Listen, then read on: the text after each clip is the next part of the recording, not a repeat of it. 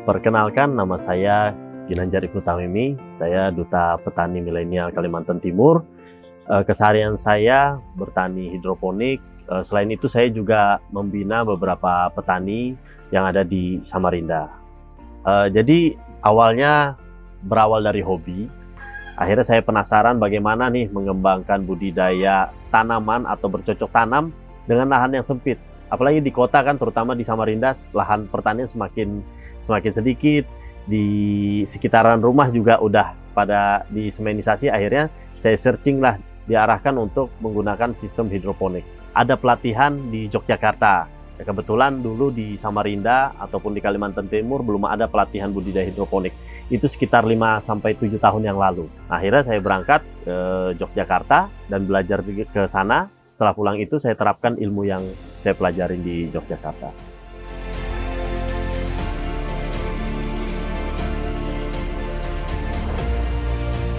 Kalau perbedaannya memang cukup banyak, Mbak ya. Salah satunya dari cara budidaya.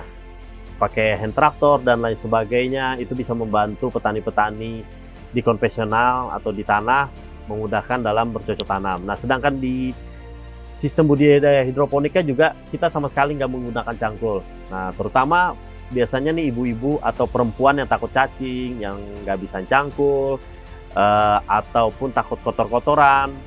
Tetap sekarang dengan adanya teknologi ataupun budidaya hidroponik ini bisa membantu mereka untuk bisa bertani secara mandiri. Untuk tantangan ya antara tanah dan hidroponik, tentunya masing-masing ini punya kekurangan dan kelebihan. Nah, kita juga sebenarnya nggak hanya fokus di hidroponik, kita juga bermitra sama petani-petani konvensional karena memang ada beberapa jenis-jenis tanaman yang tidak bisa ditanam di hidroponik, entah itu karena cuaca ataukah biaya produksinya yang terlalu tinggi jika memakai budidaya hidroponik seperti itu. Nah, dengan adanya hidroponik tadi saya banyak mengenal sektor-sektor pertanian seperti peternakan, terus juga seperti komoditi pepaya, cabai, dan lain sebagainya. Saya menjadi influencer di dunia pertanian bagi kaum muda atau kaum milenial agar mereka berminat mengembangkan pertanian dan mau berwirausaha di bidang pertanian.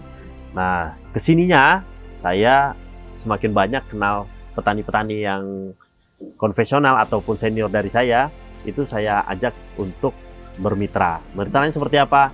Seperti contoh pepaya. Pepaya saya memang bantu mereka memasarkan. Bedanya petani kita sebut kolonial dan milenial itu adalah gaya cara memasarkan produknya.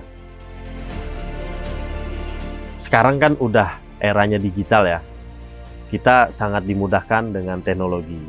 Nah, inilah kesempatan anak-anak muda. Tentunya ayo kita sekarang manfaatkan teknologi yang ada untuk berwirausaha atau terjun di bidang pertanian. Anak-anak muda yang terjun di dunia pertanian itu memberikan semangat, contoh, dan motivasi. Nah, contohnya kemarin saya share teman-teman di sosial media memberikan komentar kepada saya apakah ada lahan lagi yang kosong untuk bisa kita ikut bermitra di sana. Ini memberikan inspirasi kepada teman-teman bahwa wirausaha itu banyak, bukan hanya di bidang mungkin yang lagi ngehit sekarang kopi. Nah, di dunia pertanian juga tidak menutup kemungkinan untuk mereka terjun ke bidang pertanian tersebut. Di pondok pesantren ini menurut saya yang paling berkesan, background saya bukan ustadz, tetapi ada keberkahan di sana yang saya bisa dapatkan mengajar atau mendampingi anak-anak pondok pesantren untuk bisa berwirausaha. Mereka adalah tahfiz Quran, jadi fokus menghafal Al-Quran. Nah, dengan adanya hidroponik di sana mereka bisa belajar berwirausaha, bisa berinteraksi sosial dengan masyarakat luas, bagaimana cara menanam hidroponik dengan yang baik dan benar, cara menjual produk seperti apa, cara membungkus atau mempacking sayur seperti apa, cara mensuplai ke resto seperti apa.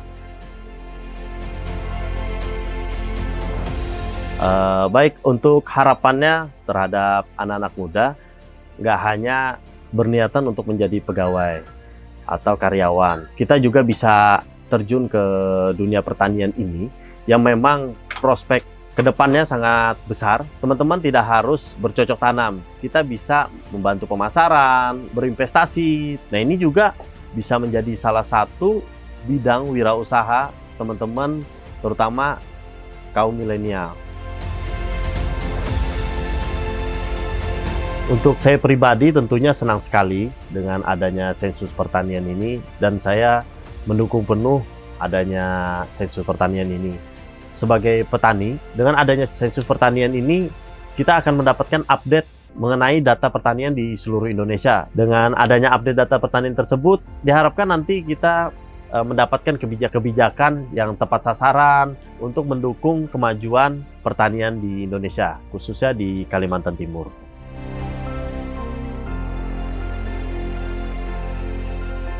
Yuk, masyarakat Kalimantan Timur, terutama anak-anak muda, saya tantang kalian, para kaum milenial, untuk mensukseskan sensus pertanian 2023. Terima kedatangan petugas dan jangan malu untuk masuk sektor pertanian. Sensus pertanian 2023 mencatat pertanian Indonesia untuk kedaulatan pangan dan kesejahteraan petani.